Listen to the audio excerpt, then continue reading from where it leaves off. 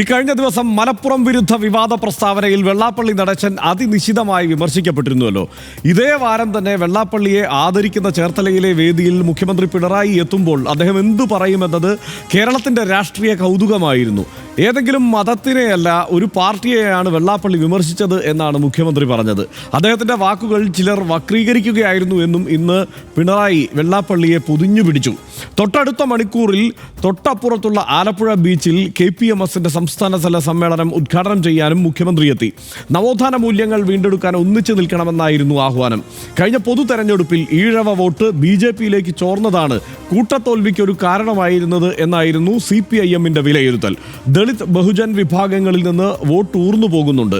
മുറിമുടക്കൽ പ്രക്രിയയ്ക്ക് ഇറങ്ങി പുറപ്പെടുകയാകണോ പിണറായി വിജയൻ? ആദ്യം കണ്ടുവരാം RDX റാപ്പ് 59 സെക്കൻഡിൽ. വെള്ളാപ്പള്ളി ഒരു മതത്തെയും പ്രത്യേകം എതിർക്കുന്ന ആളല്ല. ഇത് എല്ലാത്തിനെയും വക്രീകരിക്കുന്ന കാലമാണ്, മുഖ്യമന്ത്രി പറഞ്ഞു. പക്ഷേ തെറ്റിദ്ധാരണകൾ പരത്താനുള്ള അവസരങ്ങൾ അദ്ദേഹത്തിന്റെ പ്രസംഗത്തിൽ വന്നു.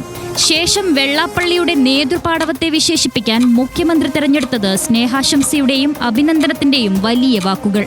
ആത്മാഭിമാനത്തോടെ തലയുയർത്തിപ്പിടിച്ചു നിൽക്കാൻ വേണ്ട ധൈര്യവും ആർജവവും SNDPക്ക് നേടിക്കൊടുത്ത നേതൃസ്ഥാനമാണ് വെള്ളാപ്പള്ളിയുടേത്.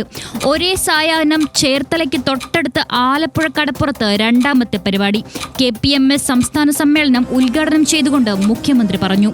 കഴിഞ്ഞ ലോക്സഭാ തെരഞ്ഞെടുപ്പോടെ CPIMന് നഷ്ടമായ ഈഴവ ദളിത് വോട്ടുകൾ തിരിച്ചെത്തിക്കണമെന്നത് CPIMന്റെ രാഷ്ട്രീയ തീരുമാനമാണ്. പാർട്ടി കോൺഗ്രസിന് തൊട്ടു പിന്നാലെ SNDPക്കും KPMSനും പാർട്ടി ഒപ്പമുണ്ടെന്ന സന്ദേശം നൽകുകയാണ് മുഖ്യമന്ത്രി. RDX rap news Malayalam.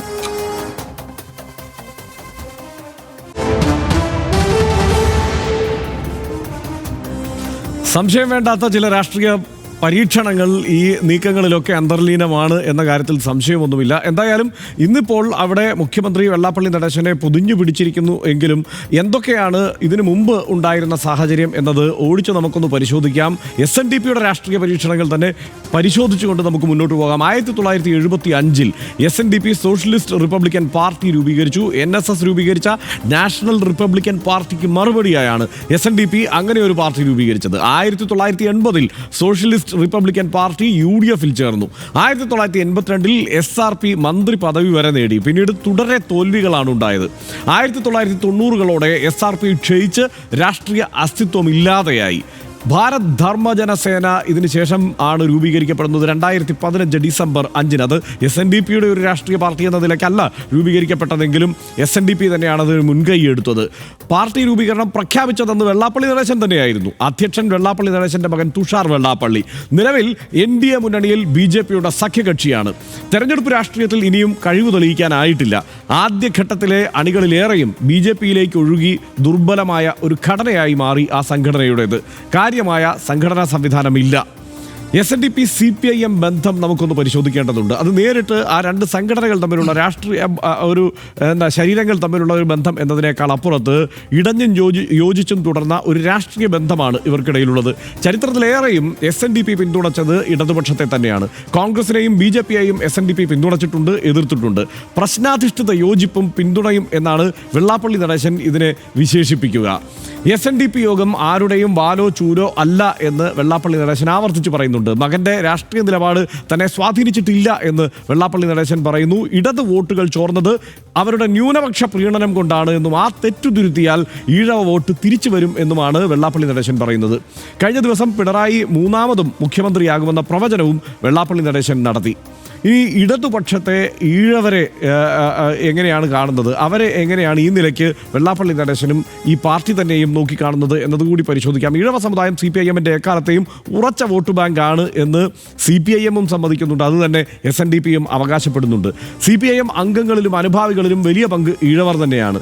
2024 Lok Sabha തെരഞ്ഞെടുപ്പിൽ 32% ഈഴവർ BJPക്ക് വോട്ട് ചെയ്തുവെന്ന് ലോക്നിധി CSDS സർവേ റിപ്പോർട്ടുണ്ട്. ലോക്സഭാ തെരഞ്ഞെടുപ്പിൽ 11 അസംബ്ലി നിയോജക മണ്ഡലങ്ങളിൽ BJP ഒന്നാമതെത്തുകയും ചെയ്തിട്ടുണ്ട്. CPIM ഒന്നാമതെത്തിയത് 18 നിയോജക മണ്ഡലങ്ങളിൽ മാത്രമാണ് എന്നതുകൂടി ഓർക്കണം കഴിഞ്ഞ ലോക്സഭാ തെരഞ്ഞെടുപ്പ് കാലത്ത്. പരാജയ കാരണം ഈഴവ വോട്ടുകൾ BJPയിലേക്ക് ഒഴുകിയതാണ് എന്നാണ് CPIMന്റെ വിലയിരുത്തൽ. പരമ്പരാഗത വോട്ടുകൾ തിരികെ പിടിക്കണമെന്ന് CPIM തീരുമാനിച്ചിട്ടുണ്ട്. ന്യൂനപക്ഷ അനുഭാവം നിലനിർത്തിക്കൊണ്ട് തന്നെ SNDPയുമായി അടുക്കാനുള്ള നീക്കവും നടക്കുന്നുണ്ട്. KPMSും ഇടതുപക്ഷവും തമ്മിലുള്ള ബന്ധവും കൂടി നമുക്ക് പരിശോധിക്കാം. KPMSന്റെ സ്ഥാപകൻ ആദ്യ കമ്മ്യൂണിസ്റ്റ് മന്ത്രിസഭാംഗമായ PK ചാത്തൻ മാസ്റ്ററാണ്. ലക്ഷ്യം പുലയ സമുദായ അംഗങ്ങളുടെ ഏകീകരണവും സാമൂഹ്യ പരിഷ്കരണവും ആയിരുന്നു. എല്ലാ കാലത്തും CPI അനുകൂല രാഷ്ട്രീയ നിലപാടാണ് KPMS പൊതുവെ സ്വീകരിച്ചിരുന്നത്. സമുദായ അംഗങ്ങളിൽ ഭൂരിഭാഗവും ഇടത് അനുഭാവികൾ തന്നെയാണ്. ജാതി സെൻസസ് വിഷയത്തിൽ ഇടത് നയത്തോട് പൂർണ്ണ യോജിപ്പാണ് KPMS ഇപ്പോൾ പ്രകടിപ്പിക്കുന്നത്. സാമൂഹിക നീതി, നവോത്ഥാന സംരക്ഷണ വിഷയങ്ങളിൽ സർക്കാരിന് പിന്തുണയും പ്രഖ്യാപിക്കുന്നുണ്ട്. ശബരിമല പ്രക്ഷോഭ സമയത്ത് ഇടത് സർക്കാരിനൊപ്പം ഉറച്ചു നിന്നു. ഇപ്പോഴത്തെ രക്ഷാധികാരി പുന്നല ശ്രീകുമാറിന് സർക്കാർ നയങ്ങളോട് അനുഭാവവുമുണ്ട് എന്നുള്ളതാണ് ഇക്കാര്യത്തിൽ നമുക്ക് പറയാനുള്ളത്. സനീഷ്, ഇതിൽ ഇപ്പോൾ ഇത് വല്ലാതെ പ്രസക്തമാകുന്നത് ഈ മലപ്പുറം പരാമർശവുമായി ബന്ധപ്പെട്ടുള്ള വിവാദങ്ങളും ചർച്ചകളും വന്നതിന് തൊട്ടു പിന്നാലെ നടക്കുന്ന ഒരു യോഗമായതുകൊണ്ടാണ്. അല്ലെങ്കിൽ SNDPയുടെ യോഗത്തിലൊക്കെ മുഖ്യമന്ത്രി പല ആവർത്തി പങ്കെടുത്തതൊക്കെയാണ്. ഇവിടെ വെള്ളാപ്പള്ളി നടേശനെ ആദരിക്കുന്ന ഒരു ചടങ്ങിൽ മുഖ്യമന്ത്രി പങ്കെടുക്കുന്നു. അവിടെ പങ്കെടുത്തുകൊണ്ട് മുഖ്യമന്ത്രി പറഞ്ഞ വാക്കുകൾക്കും വലിയ പ്രസക്തിയുണ്ട്. സനീഷ് എങ്ങനെയാണ് കാണുന്നത്?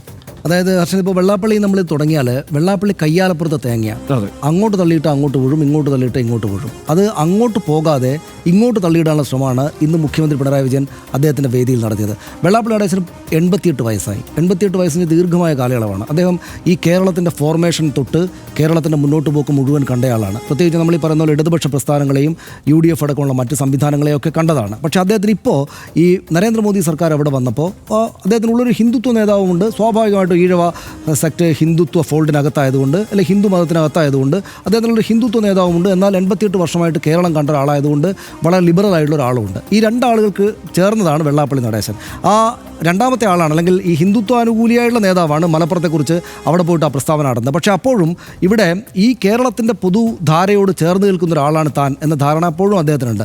അദ്ദേഹം VS അച്യുതാനന്ദനോട് വഴക്കിടും, പക്ഷേ ഒരിക്കലും പൂർണ്ണമായിട്ട് എടുത്ത് പക്ഷേ തള്ളിക്കളയില്ല. അദ്ദേഹം പിണറായി വിജയനോട് ഇടയ്ക്കൊക്കെ വിമർശിക്കുകയും BJP നേതാക്കളെ ഒരല്പം പൊക്കിവിടുകയും ചെയ്യും. രാജീവ് ചന്ദ്രശേഖരൻ അടക്കമുള്ള ആളുകൾ ആ ചെറിയ പൊക്കിവിടലിൻ്റെ ആനുകൂല്യം അനുഭവിച്ചിട്ടുള്ള ആളാണ് ഇപ്പോൾ ഏറ്റവും ഒടുവിൽ. പക്ഷേ അദ്ദേഹം പിടിവിട്ട് അങ്ങോട്ടേക്ക് പോവുകയില്ല. അപ്പോൾ നിശ്ചയമായിട്ടും ഈ കയ്യാലപ്പുറത്ത് നിൽക്കുന്ന തേങ്ങ എപ്പോഴും തള്ളിക്കൊണ്ടിരിക്കണം, അല്ലെങ്കിൽ അപ്പുറത്തേക്ക് ചാടി വീഴാനുള്ള സാധ്യത പിണറായി വിജയൻ കാണുന്നുണ്ട്. അതുകൊണ്ടാണ് ഇത്രയ്ക്ക് വേണമെങ്കിൽ വിമർശിക്കാവുന്ന, അല്ലെങ്കിൽ പിണറായി വിജയനെ പോലൊരാൾക്ക് മറ്റൊരു പക്ഷത്ത് നിന്നിരുന്ന ഒരു നേതാവായിരുന്നുവെങ്കിൽ നിശ്ചയമായിട്ടും എന്താണ് മലപ്പുറത്തെക്കുറിച്ച് ഈ പറഞ്ഞത് എന്ന് പിണറായി വിജയൻ ചോദിച്ചേനെ. പക്ഷേ ഇപ്പോൾ അങ്ങോട്ട് തള്ളിയാൽ അങ്ങോട്ടേക്ക് പോകുമെന്നുള്ളതുകൊണ്ട് കൂടി ആയിരിക്കണം വെള്ളാപ്പള്ളി നടേശനെ അദ്ദേഹം ചേർത്ത് വെച്ചിരിക്കുന്നത്. എന്നാൽ അത് മാത്രവുമല്ല കാര്യം എന്നും നമുക്കറിയാം. അതായത് എത്ര ശതമാനം വോട്ടുകളാണ് ഇവർക്കുള്ളത് എന്ന് ആലോചിച്ച് നോക്കൂ. ഈഴവ വോട്ടുകളാണ് കഴിഞ്ഞ തവണ പ്രധാനപ്പെട്ട ഒരു തിരിച്ചടിക്ക് കാരണമായത് ലോക്സഭാ തെരഞ്ഞെടുപ്പിൽ എന്ന ധാരണ ഇപ്പോൾ പൊതുവിൽ CPIMലെ നേതാക്കൾക്കെല്ലാം ഉണ്ടല്ലോ. 32% വോട്ട് BJPക്ക് മറിഞ്ഞു എന്നാണ് നമ്മൾ നേരത്തെ കാണിച്ച കണക്കിൽ തന്നെയുള്ളത്. 80 ലക്ഷം ഈഴവരുണ്ട് കേരളത്തിൽ എന്നാണല്ലോ കണക്ക്. 26-28% ഈഴവരാണ് നമ്മുടെ ജനസംഖ്യയുടേത്. അപ്പോൾ സ്വാഭാവികമായിട്ടും അത് തെക്കോട്ട് നിശ്ചയമായിട്ടും അതൊരു വലിയ സാന്നിധ്യമാണ്. SNDP എന്നത് BDJS ഒന്നുമല്ല. SNDP എന്ന് പറയുന്നത് വലിയൊരു സംവിധാനമാണ് എന്നെല്ലാവർക്കും അറിയാവുന്നതാണ്. ആ സംവിധാനം പറഞ്ഞാൽ വോട്ട് ചെയ്യുന്ന വലിയൊരു ശതമാനം ഈഴവ വോട്ടുകൾ ഈ 80 ലക്ഷത്തിനകത്തുണ്ട്. വെള്ളാപ്പള്ളി നടേശൻ അദ്ദേഹത്തിൻ്റെ കയ്യും പിടിച്ച്, പിണറായി വിജയൻ്റെ കയ്യും പിടിച്ച് ആ സ്റ്റേജിലൂടെ പോകുമ്പോൾ അത് വോട്ടായിട്ട് പരിവർത്തിക്കപ്പെടുന്നത് ലക്ഷക്കണക്കിന് വോട്ടുകളാണ്. അപ്പോൾ സ്വാഭാവികമായിട്ടും അതിൻ്റെ ഗുണമുണ്ടാകണം എന്ന് പിണറായി വിജയൻ കണ്ടിട്ടുണ്ടാകും.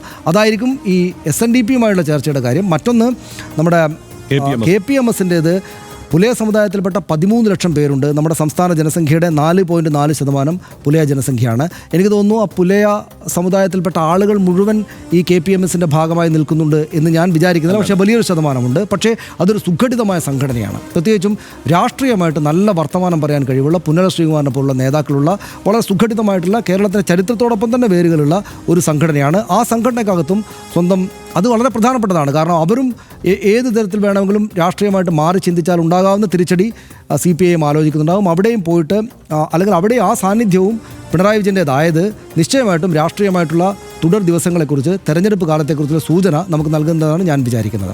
തീർച്ചയായും. പക്ഷേ ഈ പിണറായി വിജയൻ്റെ ഈ ഇടപെടൽ, അല്ലെങ്കിൽ അദ്ദേഹം ഇപ്പോൾ ഈ വെള്ളാപ്പള്ളി നടേശനെ പൊതിഞ്ഞു പിടിച്ച് സംരക്ഷിച്ച് തന്നെ സംസാരിച്ചത്, അതായത് അവധാനത വേണം എന്നുള്ള വാക്ക് പ്രയോഗിക്കുമ്പോൾ തന്നെയാണ് എന്നാൽ തള്ളിക്കളയാതെ വെള്ളാപ്പള്ളി നടേശനെ ചേർത്ത് പിടിച്ചിരിക്കുന്നത്. വെള്ളാപ്പള്ളി നടേശനും അതിനുശേഷം പറഞ്ഞിരിക്കുന്നത് നല്ല വാക്കുകളാണ് പറഞ്ഞത് എന്നാണ്. പക്ഷേ കഴിഞ്ഞ ഒരു കാൽ നൂറ്റാണ്ടിൻ്റെ ചരിത്രം പരിശോധിച്ചാൽ ഒരു സംശയം വേണ്ട. അദ്ദേഹത്തിൻ്റെ ഈ 30 വർഷത്തെ പ്രവർത്തിക്കാണല്ലോ ആദരം അർപ്പിക്കുന്നത്. ഈ 30 വർഷം കൊണ്ടാണ് SNDPയെ ഒരു ഹിന്ദു ഐഡൻറ്റിറ്റിയിലേക്ക് ഏതാണ്ട് പൂർണ്ണമായും വെള്ളാപ്പള്ളി നടേശൻ ചേർത്ത് നിർത്തുന്നത് എന്ന കാര്യത്തിൽ യാതൊരു സംശയവുമില്ല. അതിനു മുമ്പ് ആ നിലയ്ക്ക് പോയിരുന്ന ഒരു സംഘടനയല്ല. എല്ലാ കാലത്തും ഒരു ഹിന്ദു ധാര SNDPക്കുള്ളിൽ ഉണ്ടായിരുന്നു എന്നതൊഴിച്ചാൽ സമുദായം പൂർണ്ണമായും ആ നിലയ്ക്കായിരുന്നു എന്ന് നമുക്ക് കരുതാനാവില്ല. അതിന് പല തെളിവുകളുമുണ്ട് ചരിത്രപരമായി നോക്കിയാൽ. അതെല്ലാം നമുക്ക് പറഞ്ഞു പോകാൻ സമയമില്ല. പക്ഷേ വെള്ളാപ്പള്ളി നടേശൻ വരുമ്പോഴേക്ക് ഇതേതാണ്ട് ആ ഹിന്ദു ഐഡൻറ്റിറ്റിയിലേക്ക് ഏതാണ്ട് പൂർണ്ണമായി ചേർത്ത് വെച്ചു. ആ നിലയ്ക്ക് നോക്കിയാൽ ദീർഘകാലാടിസ്ഥാനത്തിൽ സൂക്ഷ്മമായി കൃത്യമായ സഹായം ഇത് കേരളത്തിലെ ഇപ്പോഴത്തെ BJPയുടെ വളർച്ചയ്ക്ക് ചെയ്തിട്ടുണ്ട് എന്ന കാര്യത്തിൽ ഒരു സംശയവും വേണ്ട. മാത്രമല്ല, ഇപ്പോൾ സനീഷ് ഈ ഇദ്ദേഹത്തിൻ്റെ പേരൊക്കെ പറഞ്ഞല്ലോ, രാജീവ് ചന്ദ്രശേഖറിൻ്റെ ഇടപെടൽ കേരളത്തിൽ നമ്മൾ ശ്രദ്ധിച്ചാൽ കാണുന്നത് ഏത് ഘട്ടത്തിലാണ്? ഇവിടെ ഏതാണ്ട് ഈ 2015 കാലം മുതൽ BDJSൻ്റെ രൂപീകരണ കാലം മുതൽ അതിനുശേഷം നരേന്ദ്രമോദി പ്രധാനമന്ത്രിയായതിനു ശേഷം ഓരോ ഘട്ടത്തിലും കേരളം സന്ദർശിക്കുമ്പോഴൊക്കെ രാജീവ് ചന്ദ്രശേഖറിൻ്റെ സാന്നിധ്യമുണ്ട്. അദ്ദേഹം ശിവഗിരിയിൽ കാണും. നമ്മൾ ആ സമയത്തൊക്കെ ദൃശ്യങ്ങൾ നോക്കിയാൽ ദൂരെ എവിടെയോ രാജീവ് ചന്ദ്രശേഖർ ഇങ്ങനെ നിൽപ്പുണ്ടാവും. നമ്മൾ ആ പഴയ വിഷ്വൽസൊക്കെ എടുത്ത് പരിശോധിച്ചാൽ എന്താണ് കാര്യം? അദ്ദേഹം ഇവിടെ കൃത്യമായി ഈ സൂക്ഷ്മമായ രാഷ്ട്രീയ നീക്കങ്ങൾ അല്ലെങ്കിൽ ഈ ഒരു സോഷ്യൽ എഞ്ചിനീയറിങ്ങിൻ്റെ ഭാഗമായിരുന്നു എന്ന് തന്നെയാണ് ഞാൻ സംശയിക്കുന്നത്. അതുകൊണ്ട് തന്നെയാണ് ഇവിടെ BDJS എന്ന് പറയുന്ന ഒരു സംഘടന ഉണ്ടായത്. BDJS ഉണ്ടായതുകൊണ്ടാണ് ഒരു കാലത്തും സനീഷ കഴിഞ്ഞ 30 വർഷത്തിന് അപ്പുറത്തുള്ള ചരിത്രത്തിൽ RSSും SNDPയും തമ്മിൽ ഒട്ടും യോജിച്ചു പോകുന്ന ഒരു സാഹചര്യമില്ല.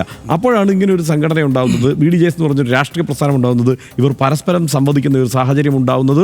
അങ്ങനെ നമ്മൾ ആദ്യം ഇൻട്രോയിൽ പറഞ്ഞതുപോലെ ഈ BDJS എന്ന് പറയുന്ന സംഘടന ആ സംവിധാനത്തിൻ്റെ സംഘടനാ ശരീരം ഏതാണ്ട് അപ്പാടെ BJPയോട് ചേർന്ന് കഴിഞ്ഞു എന്നുള്ളതാണ് സാഹചര്യം. അല്ലെങ്കിൽ അവരുടെ ആശയങ്ങളോട് പൊരുത്തപ്പെടാൻ തയ്യാറായിരിക്കുന്നു എന്നുള്ളതാണ് സാഹചര്യം. ഇപ്പോൾ കഴിഞ്ഞ തവണ സുരേന്ദ്രനോട് സംസാരിക്കുമ്പോൾ സുരേന്ദ്രൻ പറഞ്ഞത്, ഒരിക്കൽ ഞങ്ങൾക്ക് വോട്ട് ചെയ്ത് കഴിഞ്ഞാൽ പിന്നെ ഞങ്ങൾക്ക് വോട്ട് ചെയ്തോളും എന്നുള്ള വിശ്വാസമാണ് അദ്ദേഹം പങ്കുവയ്ക്കുന്നത്. മാത്രമല്ല, ഞങ്ങൾക്ക് ഏറ്റവും സ്വീകാര്യനായ ഒരു SNDP യോഗം ജനറൽ സെക്രട്ടറി അത് വെള്ളാപ്പള്ളി നടേശനാണ്. കുറി തൊട്ടേ ഒരു ജനറൽ സെക്രട്ടറി ആദ്യമായി വെള്ളാപ്പള്ളി നടേശനാണോ വരുന്നത്. പക്ഷേ ഈ വെള്ളാപ്പള്ളി നടേശൻ ഈ മലപ്പുറം പരാമർശത്തിന് പിന്നാലെ രാജീവ് ചന്ദ്രശേഖർ വന്നു പോയതിന് പിന്നാലെ അദ്ദേഹത്തോട് ഇതേക്കുറിച്ച് പ്രതികരണം ചോദിച്ചപ്പോൾ അദ്ദേഹം പറഞ്ഞത്, ഈഴവ വോട്ടുകൾ പോയി എന്നുള്ളത് സത്യമാണ്. പക്ഷെ അത് തെക്ക് മാത്രമല്ല. അങ്ങനെയാണെങ്കിൽ SNDP ഇല്ലാത്ത വടക്കും എങ്ങനെ പോയി വോട്ട്? ഈ വോട്ട് CPM ഒരൽപ്പം മുസ്ലിം പ്രീണനം കാണിച്ചതുകൊണ്ട് ഹിന്ദുക്കളാകെ ഈഴവർ കുറച്ച് വോട്ട് പോയിട്ട് പക്ഷേ തിരിച്ചു വരുന്നതാണ് എന്ന ഉത്തരം SNDP വെള്ളാപ്പള്ളി നടേശൻ നൽകി. അപ്പോൾ ഇതിനകത്തൊരു പ്രശ്നമുള്ളത് കാരണം അതായത് വെള്ളാപ്പള്ളി നടേശൻ വളരെ സമർത്ഥനായിട്ടുള്ളൊരു നേതാവാണ് എന്നാണ് ഞാൻ വിചാരിക്കുന്നത്. അതിപ്പോൾ SNDP മാത്രമല്ല, NSSൻ്റെ കാര്യം നോക്കൂ. അവർ BJPയോടും RSSനോടും കൂടുതൽ എടുത്താൽ അവർ തന്നെയാണ് ഇല്ലാതാവുക. SNDP ഇല്ലാതായി പോവും, NSS ഇല്ലാതായി പോവും, RSS തന്നെ സ്വാംശീകരിക്കും, BJP തന്നെ സ്വാംശീകരിക്കും. എന്നാൽ BJP രാഷ്ട്രീയാധികാരത്തിൻ്റെ ഏറ്റവും ഉന്നതമായ പദവിയിൽ രാജ്യത്തിരിക്കുമ്പോൾ നരേന്ദ്രമോദിയെ പോലെ വളരെ പവർഫുള്ളായിട്ടൊരു പ്രധാനമന്ത്രി ഉണ്ടായിരിക്കെ അവരോട് മുട്ടുന്നതല്ല, ആ അധികാര രാഷ്ട്രീയത്തിൻ്റെ തലപ്പത്തുള്ള ആളുകളോട് അനുഭാവത്തോടെ നിൽക്കുക എന്നതാണ് സംഘടനക്കും വ്യക്തിപരമായിട്ടും ഒക്കെ നല്ലത് എന്ന തീരുമാനമെടുക്കാൻ ശേഷിയുള്ള ഒരു അതിഗംഭീരനായിട്ടുള്ള 18 വയസ്സിൻ്റെ എക്സ്പീരിയൻസ് ഉള്ള ഒരു രാഷ്ട്രീയ നേതാവ്, ഒരു നേതാവ്, സംഘടനാ നേതാവ് വെള്ളാപ്പള്ളി നടേശൻ്റെ ഉള്ളിലുണ്ട്. പക്ഷേ ഒരിക്കലും പൂർണ്ണമായിട്ട് BDJS അല്ല SNDP എന്ന് നമ്മൾ പ്രത്യേകമായിട്ട് ഓർക്കണം. ഒരിക്കലും പൂർണ്ണമായിട്ട് SNDPയെ അവരുടെ കൈവശത്തേക്ക് കൊടുത്താൽ പൂർണ്ണാർത്ഥത്തിൽ ഞാൻ നിങ്ങളെ ഏറ്റുവാങ്ങുന്നു എന്ന് RSSനോടോ സംഘപരിവാരത്തോടോ BJPയോടോ സമ്മതിച്ച് നിന്നാൽ തൻ്റെയും തൻ്റെ സംഘടനയുടെ അസ്തിത്വം അതുവഴി പോകും എന്ന് മനസ്സിലാക്കാൻ മാത്രം ശേഷിയുള്ള ആളാണ് SNDPയുടെ വെള്ളാപ്പള്ളി നടേശൻ എന്ന് ഞാൻ വിചാരിക്കുന്നു. NSSും ഒരുപാട് കാലം അങ്ങനെയാണ് പോയത്. അതുകൊണ്ട് ഇപ്പോഴുണ്ടായിരിക്കുന്ന ഈഴവ വോട്ടും ഒഴുക്കും SNDP BDJS വഴിയുള്ളൊരൽപ്പം താല്പര്യ പ്രകടനവും പൊതുവിൽ രാജ്യത്താകെ തന്നെ ഉണ്ടായിരിക്കുന്ന ഒരു ഹിന്ദുത്വ രാഷ്ട്രീയത്തിൻ്റെ അനുകൂല നിലയുള്ളതുകൊണ്ട് സാധാരണക്കാരായിട്ടുള്ള ഈഴവ SNDP അംഗങ്ങൾ അങ്ങോട്ടേക്ക് ചായുന്നു എന്നല്ലാതെ അതൊരു പൊതു സംഘടനയെ ആകപ്പാടെ കൊടുക്കുകയാണ് എന്നെനിക്ക് തോന്നുന്നില്ല. പക്ഷേ അവിടെ അദ്ദേഹം വളവിട്ട് കൊടുക്കുന്ന ഒരു സംഗതി എന്ന് പറയുന്നത് മുസ്ലിം വിരോധമാണ്. അതൊക്കെ ഈ നിലയ്ക്ക് എന്താണ് സംഘപരിവാറിൻ്റെ താല്പര്യങ്ങൾക്കനുസരിച്ചുള്ള ചില പ്രവൃത്തിയായി തന്നെ വേണം ഒരു കണക്കിന് കാണാൻ എന്നുള്ളത് കൂടി നമുക്ക് തൽക്കാലം പറഞ്ഞു വെക്കാതിരിക്കാനാവില്ല. കാര്യം കൂടി ഞാൻ പറയട്ടെ. അങ്ങനെയാണെങ്കിൽ മുസ്ലിം വിരോധമായിരുന്നു അദ്ദേഹത്തിൻ്റെ പ്രധാനപ്പെട്ട ലക്ഷ്യമെങ്കിൽ അദ്ദേഹം പിറ്റേന്ന് അതിനെ തിരുത്തേണ്ടുന്ന കാര്യമില്ല. ഞാൻ പറയുന്നത് അദ്ദേഹത്തിനുള്ളൊരു ഹിന്ദുത്വ നേതാവുണ്ട്, അദ്ദേഹത്തിന് ഒരല്പം മുസ്ലിം വിരോധം ഉണ്ട് എന്ന് തന്നെ കൂട്ടിക്കോളൂ. പക്ഷേ മുസ്ലിം വിരോധം സ്ഥായിയായിട്ടുള്ളതും ഒരു കേരള പൊതു സെക്യുലർ മണ്ഡലത്തിന് അപ്പുറത്തേക്ക് വളരുന്നതുമായ ഒരു ഹാർഡ് കോർ മുസ്ലിം വിരോധമായിരുന്നുവെങ്കിൽ അദ്ദേഹം പിറ്റേന്ന് തിരുത്തേണ്ടെന്ന് യാതൊരു കാര്യവുമില്ല. ഞാനത് രാഷ്ട്രീയമായിട്ട് മുസ്ലിം ലീഗിനെ പറഞ്ഞാണല്ലോ, അതെന്തിനാണ് നിങ്ങൾ എൻ്റെ മുസ്ലിം വിരോധമായിട്ട് വ്യാഖ്യാനിക്കുന്നത്? ഞാൻ മുസ്ലിം വിരോധിയല്ല എന്ന് തന്നെ അദ്ദേഹം പറഞ്ഞു. അങ്ങനെ ഒരു പരസ്യ പ്രസ്താവന നടത്തുമ്പോൾ കയ്യാലപ്പുറത്ത് ആ തേങ്ങയെ അങ്ങോട്ട് തള്ളിയിടാൻ നോക്കും കൊടുക്കുന്നതാണ് നല്ലത് അല്ല, അത് രാഷ്ട്രീയ ബുദ്ധി അത് തന്നെയാണ്, ആ കാര്യത്തിൽ സംശയമൊന്നുമില്ല. SNDPയും KPMS അടങ്ങുന്ന പിന്നോക്ക സാമുദായിക സംഘടനകളുമായുള്ള ബന്ധം CPIM-നും ഇടതുപക്ഷത്തിനും എക്കാലവും രാഷ്ട്രീയമായി ഗുണം ചെയ്തിരുന്നു. പ്രത്യേകിച്ച് വിമോചന സമരാനന്തര കാലത്ത് പിന്നോക്ക വിഭാഗങ്ങളുടെ പിന്തുണ തന്നെയാണ് CPIM-ന് കരുത്തായത്. എന്നാൽ പുതിയ രാഷ്ട്രീയ സാഹചര്യത്തിൽ ഈ സമുദായങ്ങളിൽ ഒരു വിഭാഗത്തിന് NDA-യോടും BJP-യോടും ഉദാരമായ സമീപനം പ്രകടമാണ്. SNDP യോഗത്തിന്റെയും KPMS-ന്റെയും വേദികളിൽ നേരിട്ടെത്തിയ പിണറായി വിജയൻ സാമൂഹിക നീതിക്കും ജനാധിപത്യ മൂല്യങ്ങളുടെ സംരക്ഷണത്തിനുമുള്ള ആഹ്വാനം പുറപ്പെടുവിക്കുന്നതിനോടൊപ്പം ഇരു സമുദായ നേതൃത്വങ്ങളെയും ആവോളം അഭിനന്ദിക്കാനും ലോഭം കാട്ടിയില്ല. ഈ സമുദായങ്ങളോട് ഇനി അങ്ങോട്ടും ഇടതുപക്ഷത്തിന്റെ രാഷ്ട്രീയ സമീപനം സഹകരണത്തിൻ്റെതായിരിക്കുമെന്നും പിണറായി വിജയൻ വ്യക്തമാക്കിയിട്ടുണ്ട്. RDX തിരിച്ചു വരാം ഒരു ചെറിയ ഇടവേളയ്ക്ക് ശേഷം.